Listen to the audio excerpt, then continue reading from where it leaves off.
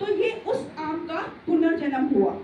ऐसे उन्होंने कहा कि यदि आपके बेटा या बेटी कोई भी होता है तो ये आपका पुनर्जन्म है। ये पुनर्जन्म नहीं कि आपका मरने के बाद पुनर्जन्म होता है, ऐसा तथागत बुद्ध ने नहीं कहा। उन्होंने कहा कि पुनर्जन्म आप ही के द्वारा जो आप मतलब हो उसी का पुनर्जन्म हो सकता है। और मरकर कोई भी इधर उधर नहीं जाता, चार आर्य तत्वों में विलीन हो जाते हैं। मतलब अग्नि अग्नि में मिल जाती है, मिट्टी मिट्टी में मिल जाती है, वायु वायु में मिल जाती है, पानी पानी में मिल जाता है। इसलिए कोई आत्मा, कोई परमात्मा, इस तरह का कोई भी सिद्धांत तथागत बुद्ध ने नहीं माना।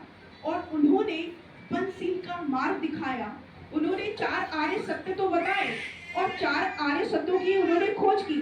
उन्होंने कहा इस संसार में दुख है जो हम सब लोग जानते हैं, लेकिन फिर भी एक बार रिपीट कर रही हूँ कि संसार में दुख है और उन्होंने हर दुख का कारण हमको खुद को माना है कि कुछ ना कुछ दुख का कारण होगा। और तीसरा है उस दुख का निवारण भी है, और निवारण का उन्होंने फिर चौथा निवारण का मार्ग बताया। और निवारण का मार्ग उन्होंने अष्टांगिक मार्ग बताया। क्योंकि तथागत बुद्ध कहते हैं कि मध्यम मार्ग ही वो मार्ग है जिस पर चलकर हम अपने तमाम तरीके के दुखों को दूर कर सकते हैं।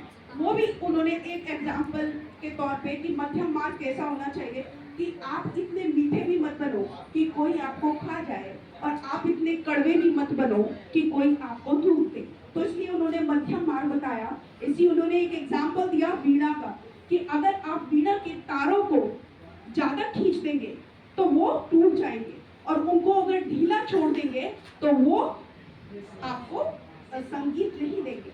तो इसीलिए उन्होंने मध्यम मार्ग बताया। हमको भी तथागत बुद्ध के बताए हुए मध्यम मार्ग पर चलना चाहिए। हमको भी तथागत बुद्ध के जो 5 सील दिए हैं हमको उनको मानना चाहिए। क्योंकि 5 सील जो है जो तथागत बुद्ध ने हमको दिए हैं, अगर हम उन 5 सीलों का पालन करते हैं तो हमारे जीवन में कभी कोई दुख आएगा ही नहीं। इसलिए उन्होंने पंचशील का मार्ग दिखाया। और तथागत बुद्ध ने जो आदिकाल में कहा था वो अनंत काल तक वही होगा, क्योंकि वो उस टाइम पे भी सत्य था, वो बीच में भी सत्य था, और वो आने वाले चाहे कितने भी साल जब तक ये सृष्टि रहेगी तब तक तथागत बुद्ध के द्वारा कहे गए शब्द वो तब तक सत्य ही रहेंगे, क्योंकि उनको कोई झुठला नहीं सकता। और आने वाले समय में दुनिया की कोई ताकत ऐसा रोक नहीं सकती कि तथागत बुद्ध के विचारों से ये भारत बुद्ध में ना हो।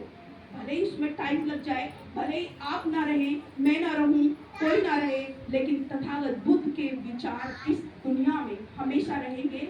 और आज जो आंदोलन हमारी बौद्ध विरासत को बचाने के लिए चल रहा है, ये आप सब लोग जानते हैं कि पिछले 90 दिनों से हमारा बौद्ध विरासत को बचाने का आंदोलन चल रहा है।